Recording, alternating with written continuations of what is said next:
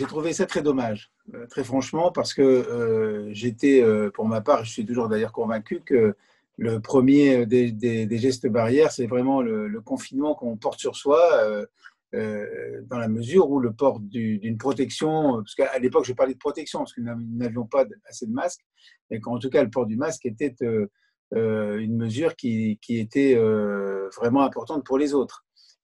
Plus pour les autres que pour soi-même. Et que si tout le monde, évidemment, portait le masque dans toutes les circonstances, eh bien, ça permettrait de ralentir considérablement la propagation du virus. Même un masque imparfait, c'était de toute façon mieux que rien. Voilà, donc j'ai trouvé qu'il y avait en tout cas une priorité qui a été donnée dans cette affaire sur la forme par rapport au fond. Le fond, c'était la protection de la population. La forme, c'était le fait que finalement, dans notre système juridique, eh bien, le maire n'avait pas les pouvoirs en question, alors même que le Code des collectivités territoriales précise que la responsabilité du maire est de lutter contre les épidémies. Hein, c'est écrit comme tel. Voilà, donc derrière ça, après, on peut faire l'exégèse juridique de cette affaire sur la répartition des rôles entre les maires et puis l'État. Bon, il y a évidemment énormément de choses à dire et je pense qu'on continuera à en parler pendant un certain temps.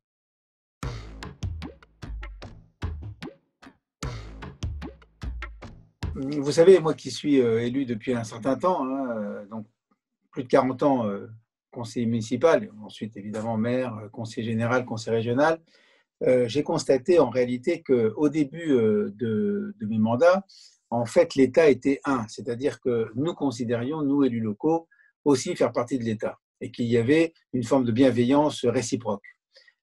Et même avec la décentralisation, cette bienveillance ne s'est pas atténuée. Au début, pendant quelques temps, il y a eu un peu de tension avec les préfets, mais très rapidement, les choses sont revenues en ordre et il y avait en effet une forme de bienveillance qui n'existait d'ailleurs pas forcément il y a plus longtemps, mais en tout cas, dans les années 80, c'était le cas.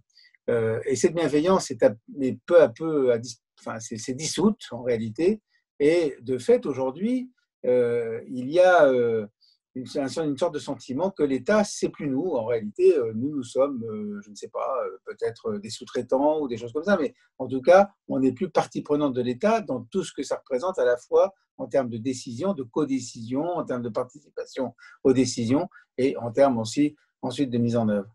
Donc il y a, c'est une ambiance assez différente et moi je mets ça sur le compte, si vous voulez, de l'importance croissante qu'a prise donc la haute fonction publique, la technocratie, dans le rôle que devraient jouer normalement des gouvernants plus politiques. Je vais vous donner donc un exemple d'ailleurs de ce qui, de notre point de vue, ne fonctionne pas. C'est la question en fait des consignes, si je puis dire. Vous avez le président de la République qui parle le jour J, le Premier ministre en J+1, le préfet réunit les maires en J+2 ou J+3. C'est-à-dire que vous avez 2 à 3 jours qui se passent entre les annonces qui sont nécessairement non directement opérationnelles du président de la République, ce n'est pas son rôle, et ensuite l'opérationnalité qui est déclinée au niveau local, il y a 2 à 3 jours d'écart. Et pendant ces 2 à 3 jours d'écart, c'est le flou le plus total, et les gens, enfin les acteurs économiques, les gens, la population, ne sait pas très bien toujours à quoi s'en tenir, appelle la mairie qui elle-même ne sait pas.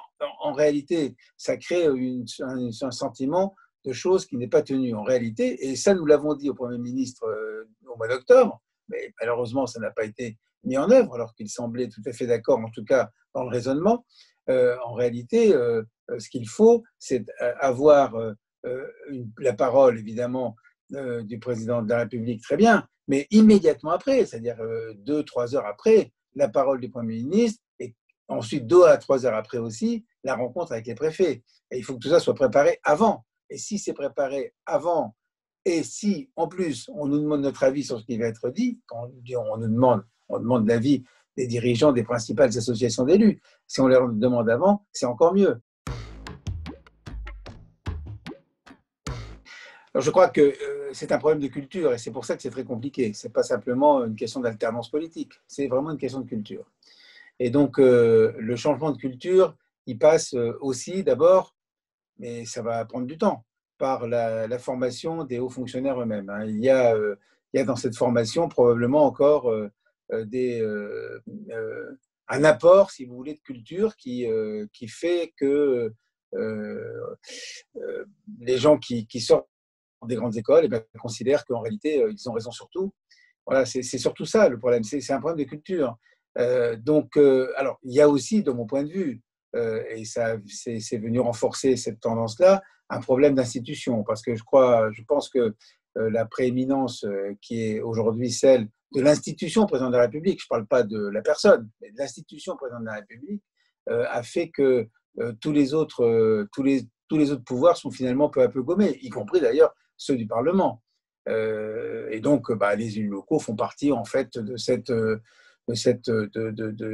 ensemble qui reste important aux yeux des habitants, naturellement, et on l'a bien vu pendant toute cette crise, mais qui n'a plus ce même poids ou cette même capacité de se faire entendre donc au niveau national. Je pense que la crise est quand même assez profonde et qu'elle est donc à la fois culturelle, mais quand même aussi institutionnelle.